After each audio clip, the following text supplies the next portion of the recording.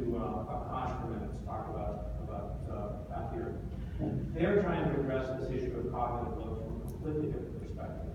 You know, we really dealt with it for years and years, for hundreds of years, by first developing expertise. You know, law schools, medical schools, universities, those are all repositories of expertise that get people to focus and be more specialized. The other way that we've done it is through categorization. The idea with Patheer is that they're trying to solve the interesting problem of how can we access, organize, and retrieve information that we need to make our careers, to make rational choices in our careers about what to learn next, about what to pursue, in ways that don't have us trying to do that all with the cognitive load that you've all seen already from all of this data that's coming at you. For individuals, it's the problem of rapid obsolescence. How do we stay ahead? Everything's changing so dramatically.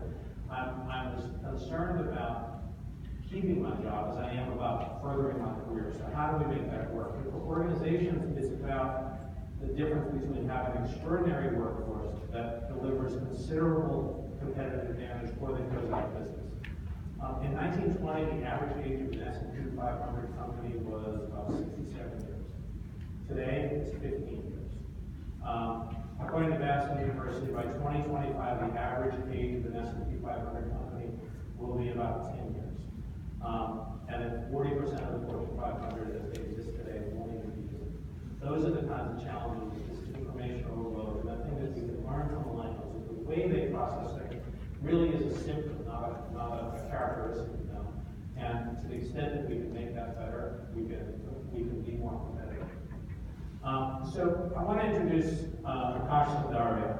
As I said earlier, he came to see me at Vertex about 4 years ago with this brilliant idea that they were going to use artificial intelligence and machine learning as a way to help people understand, and data visualization software, as a way to understand better how to manage your career, to help you think about the adjacent possibilities, and to manage all of the optionality that's created by this information today and by people trying to figure out what their next career move should be. They have, over the last 4 years, been toiling away at this. I'm so impressed with these guys. They built, I think, an incredible platform, and it's the reason that GIHR is their angel investors. I think they've got something here that just is an extraordinary piece of work, and as soon as we get them their A round, they'll be launched. Right? So that's what we're working on now. So with that, I want to introduce Akash Sundaria.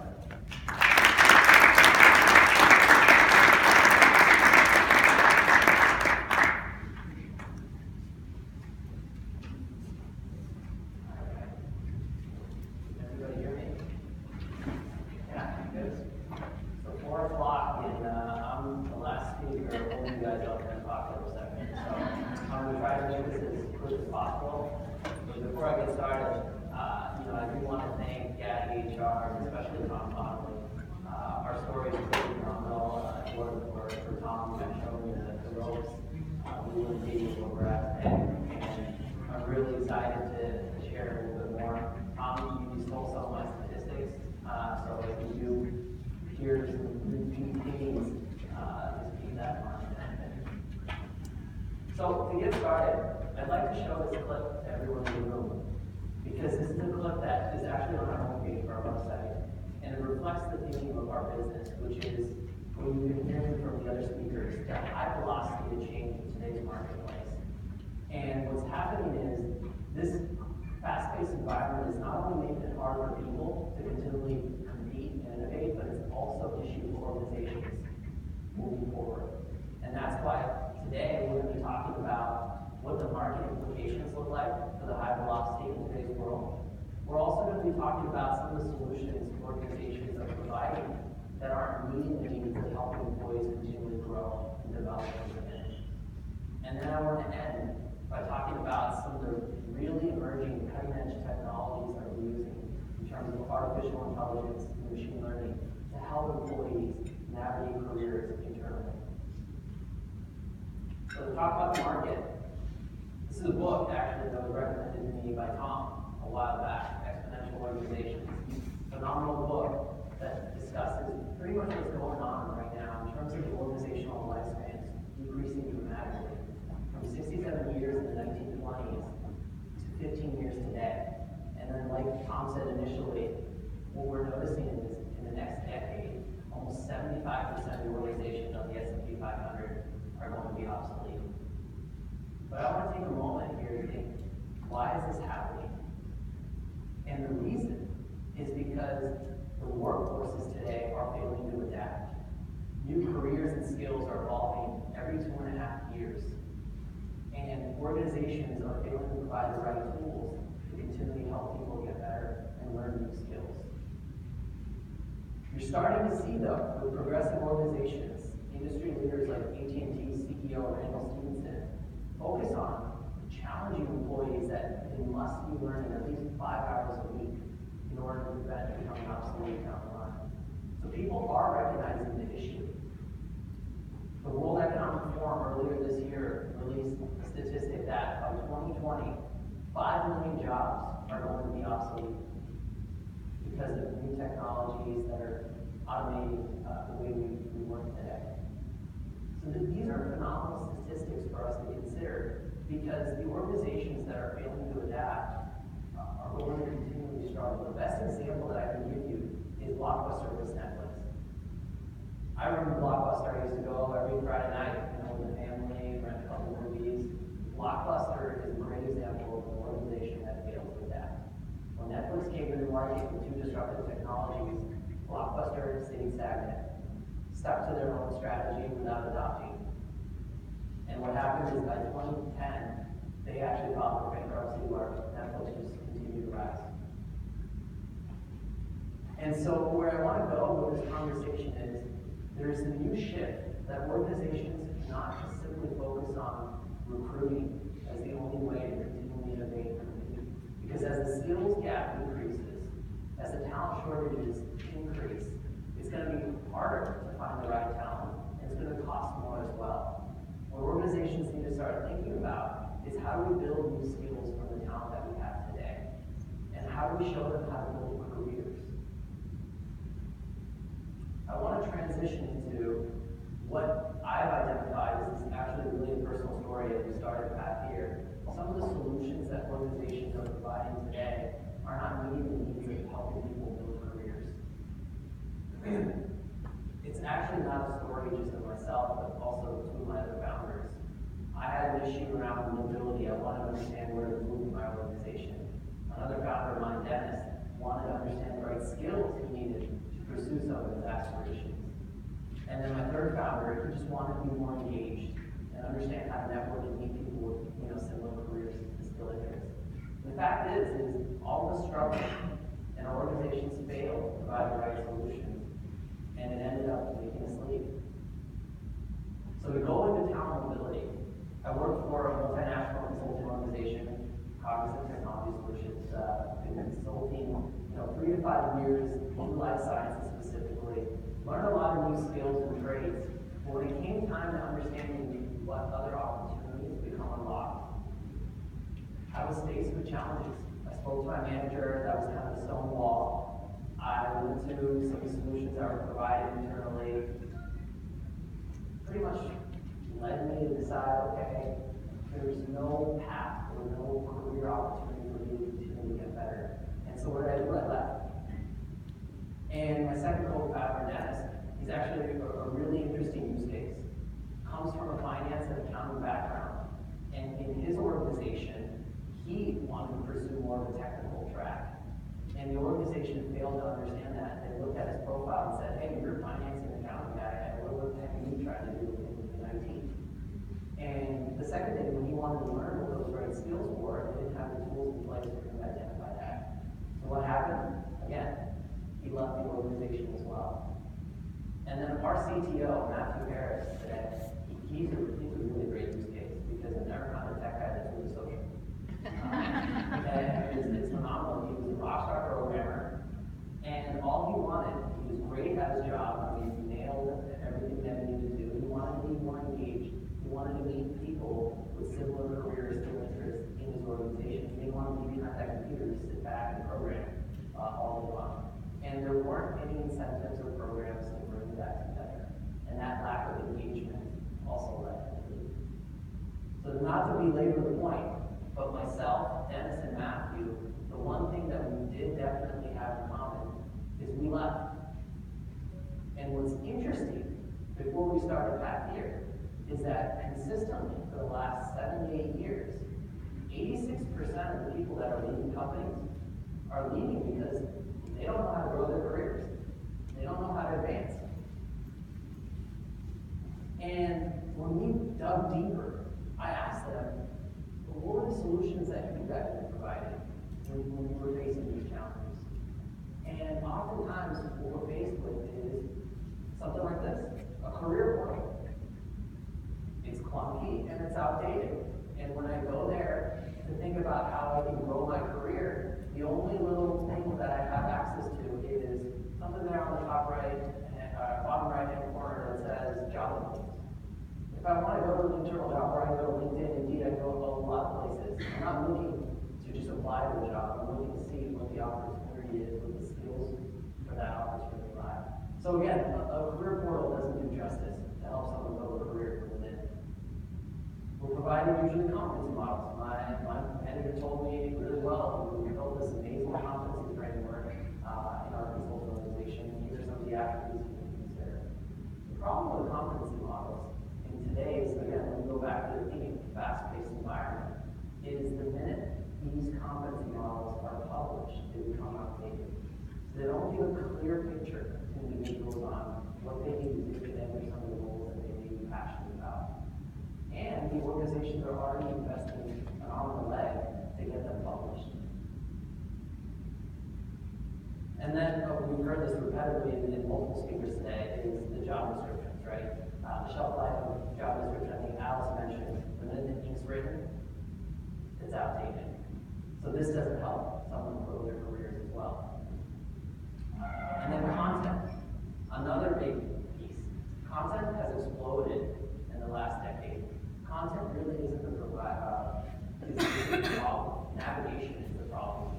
You have great content providers like Lynda, Skillsoft, Coursera. I do not discount the content as well at all. But people first need to understand what are their options and opportunities in their organizations, and then what are the gaps to those opportunities. And once they get to that point, they can leverage the right content providers to help them get better and get there. So again, reinforce people, in a sea of content. What they need, though, is direction. And direction specifically to get them to their aspirations, to get them to continually get better. And what happens is, if they're not provided these solutions, I did it, Matthew and Dennis, we all did it. We went to, LinkedIn and our resume, updated our profiles, and found that opportunity outside the organization. That's what we're noticing around most of the people, right? 86% of people that are leaving. But at Patheer, when we were going down to do our grassroots, we don't feel that a resume and LinkedIn is the answer in terms of helping people navigate their career. It's a temporary fix to get them to the next job. But after that, they're going to be doing the same thing, and it's going to be a cyclical process. So what's the solution? Today, I'm really, really excited to share with everyone that the solution is what we're doing at Patheer. We're using cutting-edge technology in terms of artificial intelligence and machine learning to show people how to get better every day. And it starts with our mission. And the mission is purposely aligned with the theme of our talk, which is the high velocity in today's marketplace. Organizations cannot rely on recruiting. They need to focus on building skills from within and building competitive workforces to be around. And so, before I get, there we go. So what we've built at Patheer is a highly personalized system where, based on an employee's background, their current role, their skills, their aspirations, the system learns about them and shows them what are the possibilities that exist in an organization. It helps them understand that once you do identify some aspirations, what are the gaps from where you're at today to where you want to go? And then finally, the big piece is direction.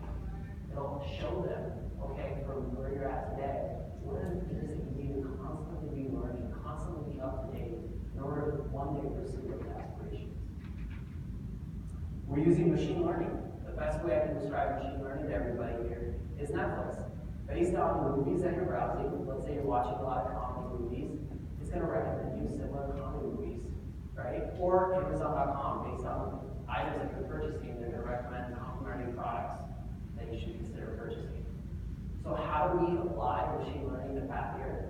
Well, it's simple. We're taking a lot of the data out there on the market. We're taking a lot of the data that the company provides around careers, jobs, and skills. And we're taking information that we're getting from the user. And once we collect that information, we do a little magic. Our machine learning algorithms turn out career, skill, and people within the organization that they should consider following. We have a beautiful homepage where you can see that immediately upon logging, individuals are getting recommended careers that they should consider based on their background. They're able to get recommendations in terms of other peers. And in the middle, we're constantly keeping them up to date in terms of their role today, because it starts with where you're at today. We're curating resources across the web, articles, videos, podcasts, to keep them current on their job. We've created amazing searching capabilities where if they're just interested in learning about a simple skill or curious, maybe they were at a company event and they learned about a new skill or career and they just want to know what is this about. You can simply just search on Patheer, and we can tell them people that are in that role, we can tell them careers or skills that are very similar to that role, and give them that information again, unstressed, in real time. This is not outdated. This is going at the same pace the markets are evolving. They're able to explore. I'm really excited about our abilities to explore organizations. Now, for the first time, you can see from a Netflix similar palette all the different career opportunities that exist within the organization. You can filter it by the functional areas. You can also go granular and learn about the skill requirements for each one of these careers. On top of that, if you're just interested in researching individuals, people in the careers that you're aspiring to, you're going to be able to do that. If you click on a specific career, what you're able to do is now understand not only the quick summary of what that career is, but you can get up-to-date content and the career paths in real time of within the organization, what does it look like to get into a specific career that you're interested in. You're able to, again, like I mentioned earlier, explore all your colleagues. And through the searching capabilities, if you're just interested in specific skills, you can filter to rank people within the organization by skills. And then, once you've identified those aspirations that you have, we're working with IBM Watson as a strategic partner. We can curate content all across the web, whether it's an article, podcast, or video. But once you identify that gap for that aspiration, we'll curate the right content in real time for you to help you get better. And if organizations have their own LMS, we're able to integrate with the LMS and recommend targeted training again to the user based on their aspirations. And this is something that we're working really hard on. We call it our Patheer DNA. One of the biggest things that we learned is LinkedIn, like Tom was saying, has solved the problem about flow. But how do you get down and granular on fit? What do you need to analyze on an individual to understand that in an organization they're actually a good fit for some of these roles? And so we're analyzing 5 dimensions within the profile that an individual builds on Patheer. Number 1 is their overall background. What have they done till date? Then we can analyze what their career aspirations look like, what their skill composition looks like, what their personal interests look like. And this is the last piece that I'm really excited about, is what's their overall personality and traits, and how does that mirror and lock to a specific role that may be optimal for them. And this is what the profile looks like.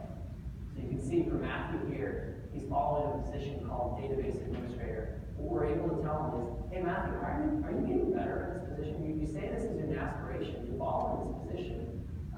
Why don't you take a look at some of the skills that are required for that and see if you're improving or you're actually getting better? Well, he's able to see a skill gap report specifically for that reason. And And he's able to see for each skill if he's actually getting better at consuming the right content. Let's go back to that theme, right? Content isn't the problem, navigation is. Once he's identified what those gaps are, he can curate the right content, right? What to learn to get there. And now I want to do a quick transition. That's what we've built for the employee. But what got us really excited, and Tom was a pivotal piece as he sits on our advisory board, understanding on the back end, what are some of the challenges facing HR professionals today about their workforce? And there's a lot of hype around analytics, and I'm not here to tell you like we're doing like crazy things. We just have the right data now, based on our tool that we built, that we can provide you with your workforce. And the best question that as I start talking to organizations, we ask is, how are they identifying their top talent? And oftentimes the best analogy I can use is playing the game of where it falls up. A lot of the processes are paper-based, and it's really tough to get the right data to identify who those key leaders are. And so, if they hang around, sometimes their eyes are already hurting, but I'll make it easy for you guys and just point it out. But what makes us unique is about identifying top talent, because we have really good data on the individuals on our platform. And it goes into three different categories. One is we're able to truly tell you what your employees are aspiring to achieve, where they want to go in the organization. We're also able to tell you overall what are the skills, strengths, and weaknesses of those individuals. And we can even give you down to the particular names of the individuals. And on an overall organizational level, we can tell you where the gaps lie when it comes to the skills that you need to continually innovate, compete, and be there in the future. We have simple dashboards where you can, analyze how many employees are adopting the platform, coming back, what frequency, time spent. That's not the cool stuff. The cool stuff is the career analysis and the skill analysis, because now with Drive, click on a button, you're able to analyze any specific geographic area, any specific department, or even a specific role, and you'll be able to know what are the top skills in demand in that role. Who are those people that have those skills that are relevant for that role? And on top of that, what are the skills that are changing that you need to start thinking about? Like you're thinking about Karen talked earlier, your 2020 strategy. What are the skills that we're going to need in-house to be successful in the biotech space? And we can give you that information. And again, let me stress, in real time. It's really cool. We have awesome data visualizations. For the first time, we can make you able to analyze any skill in the organization and show you all of the jobs that are correlated with that. We can show you that in multiple ways. We can have skills explore that can show you, okay, for a specific skill, what are the employees that are linked with that? Or for a specific skill, what are the jobs that are correlated with it? And this was a big theme that was discussed too, right? Structured career paths are obsolete in today's fast-paced world. And now in real time, we can show you how those career lattices for specific roles are changing. We can make internal recruiting more simple, because now with the data that we're collecting on Patheer, you can simply enter the skill requirements for some of your own roles and source talent from within, because we have the data on it. And finally, it's the advanced analytics that take us to the next level. And the advanced analytics are summarized in three categories. Number one, we can confidently tell you how employee learning and development is unlocking and correlated to retention. Are people staying because they're constantly being challenged? We can move forward and talk about mobility. Based on the learning and getting better, are people actually being able to move to internal roles in the organization? Is the organization becoming more fluid? And the third one that becomes really, really enticing to people is performance. Is the learning and constantly getting better, making my organization have a competitive workforce that is affecting the bottom line. So, in terms of my closing remarks, if I had to tell everyone in this room today to take one key point, I think in order to compete in today's fast-paced world, it really starts with your workforce. And you cannot rely simply just on recruiting talent anymore. It's important to show people within your organizations how to build careers, what those opportunities look like, what the gaps look like in those opportunities, and what can continually help them get better. We've created a solution that affects both sides. We can help the employees identify what other opportunities arise, help them build a plan, and help them get the right resources to get better every day. For the organization, we can really build a talent pipeline that's strong. We can also help them build a culture that focuses on continual development of their workforce. And the net result is having higher productive, more engaged employees. And the last thing that I want to end with today is my team that's sitting there in the back. We're really excited. We have just released in the last 2 weeks our second iteration of our beta product. And everybody that's here today, we would love for you to have a 2-week trial. So if there's any interest at all, please stop by at our table in the back, and we'd love to get your contact information. Thank you so much.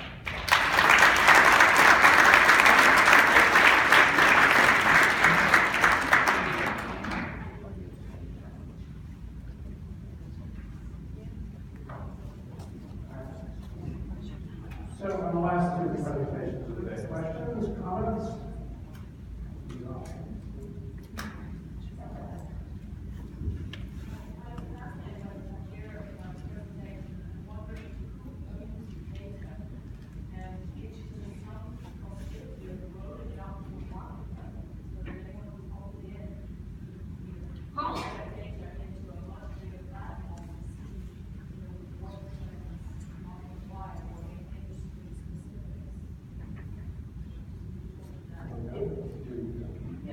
So in terms of the data, right now we can collect a lot of job market data and analyze across specific industries, so biotech or technology or nursing. We have that information available.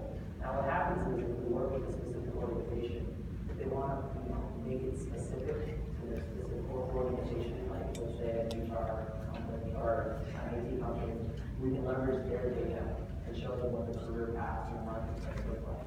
Now, like you're saying, on a larger level, as we get more and more biotechs or more tech companies, you can see how skills are changing in real time over the course of the 5 years, 10 years, and make accurate predictions. But today, it depends on the organization. But, I mean, make sure that the clients on the data, direct about how what we would love to be able to do, and the director we talked about, this sort of with ultimately, it's going to be this industry that gets to understand we want to influence education policy for, legislation around education and skills management, things like that. But it makes sense to pool the resource that can be generated by this. So we're hoping that an ecosystem comes out of this afterwards that is about getting an industry behind the notion that this really could drive education policy and other things that would be great for Americans.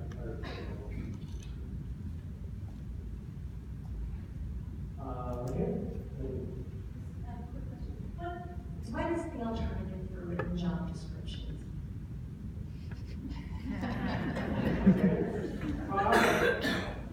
I think it's these guys. I think that it changes so fast, and even as Alice said earlier, I've experienced this myself. We start with a job description, a detailed, probably the most comprehensive job description that gets written at the beginning of an executive search. And by the time we get done, we know that the job is already veered off that path. We've done work when I was at Vertex. We've done work where we actually looked at people a year after they had joined the company, and we found that they weren't doing the same job that we had hired them for. So part of it, I think, is to no longer think that a static solution to what is really a flow problem is going to solve itself. But what has to be there is something that's a constant dialogue, much more like what we're seeing happen in the performance management space, where it's about continuous, fierce, frank conversations, not about periodic check-ins. Even on a quarterly basis, that's not enough. So it has to be something that's got a life of its own. And that's where I'm so enamored with what these guys are doing, because You can go in from one day to the next and you can see where these things are changing in terms of what they're doing. The big challenge is always in the contrary perceptions of what the manager thinks is going on and what the employee is actually doing. And getting verticality around that is really hard. I think there's a question over there. So one of the conversations we were having a bit earlier is in the very large companies that become very dependent on their ATS, both for internal and external. But we know that during the life cycle of an employee internally who's looking to make a change, perhaps very different from their initial training, you can see where there might be a mechanism where this ties into or becomes an internal employee ATS that captures all of the skills that the individual is building to enable them to move into a completely different role, because managers and the system in and of itself is not going to be able to accomplish that. Is that something that's has been thought about at all? Yeah, so, I mean, we haven't gone far to think about, mining the data from the ETS just yet, but one of the things that I can talk about is one of the things we have talked about is having the access to the level of data now for the first time in individuals' real true aspirations. What are the skills that they're working on? And are they working on them? That level of information becomes very, very powerful to show that not only the organization, but also show an individual that, I think we were also talking earlier, do they really want to be a data scientist? Because they think it's a really hot, cool career within the company. Maybe we talk to those people, but now, for the first time, they can see, okay, the skills that are really needed and required for this position just isn't for me. And they can move in and find an opportunity that's really powerful. So one of the missions, again, is to help those employees really discover their potential on the system. I'd say this is also where the interplay of some of the platforms that we talked about today comes into effect. I actually think that the best platform for understanding continuous assessment and the strength of the team is actually what Ramco is doing with those non-technical, fit-based, collaborative skills that are really the collective judgment of managers. And that the more observations and assessments you get, the more reliability you can do in those assessments. Throw at everybody who loves you, throw at everybody who hates you, and that normal distribution actually describes where you really are. And Ramco is able to build word clouds that describe the strength of a unit at any level of analysis that you want, that really gets at some of those softer issues. And what it really drives then are things like mentoring. We talked about the mentoring process that is either built into Benflow or what comes out of Patheer. It takes a village. The whole notion of having one mentor that's going to stick with you for 6 months or a year, first it's burdensome, it's awkward, it's a tough relationship to develop. But if it's a purposeful mentoring exercise, where there's a specific goal and there's something that you really want to understand, all three of these platforms have gone to that. And what it really takes is a village to be a good mentoring ecosystem. And so people should have lots of mentors, and those mentors should be around different aspects of a role or around a specific skill set. Yeah. I was just curious if there was a specific kind of organization size that you're looking at with this, and if, based on the size, if it's too small, if that affects the validity of the data or the validity of what you're kind of coming out with. So right now, what we're finding is the sweet spot about 1,500 plus in terms of an organization. A lot of that is because the smaller that you go on the 1,500, sometimes easier to find opportunities and network with individuals. And then in terms of industries, what we're finding really hot, at least with customers we're working with now, is biotech, financial services, and consulting. They're very clear kind of skill set. And there's still apprentices where that apprenticeship model still works so well. Dave?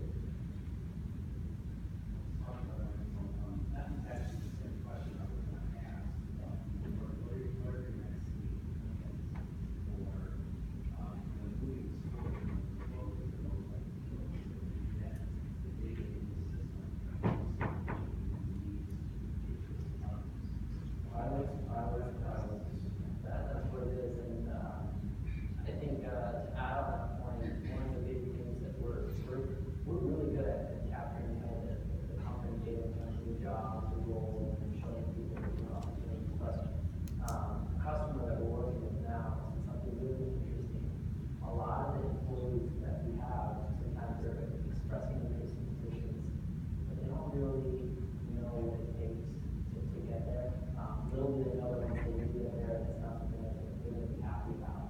So how do you get data from new performance reviews, for example, and over historically their experience in the company show that, hey, for some of these roles that you're aspiring to, historically, from what you've been working on, the skills that you have, maybe this might not be a great fit for you. So how do you get into these other systems like performance management and integrate all that to show them what a true opportunity looks like?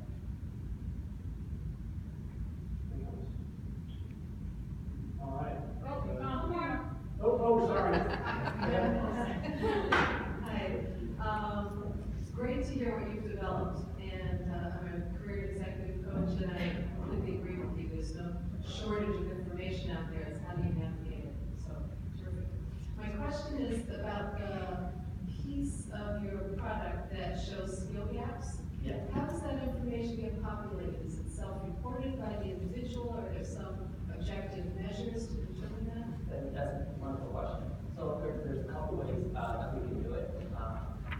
Number one, we can get it from the organization. So if the organization has specific skills that they're looking for a role, we can use that for the gap identification. We can also get that information when employees log in, saying that for your current role, what are some of the top skills that you realize that you feel like you're strong.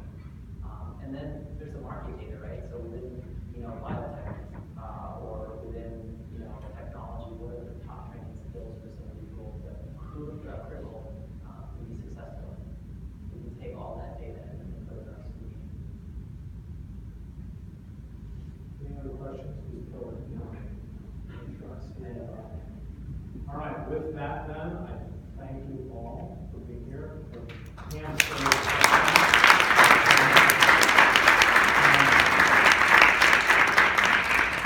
Just a couple of closing comments. First, thanks very much to our speakers. They worked very hard on getting ready for this, and personally, they just did an extraordinary job. So, my sincere thanks.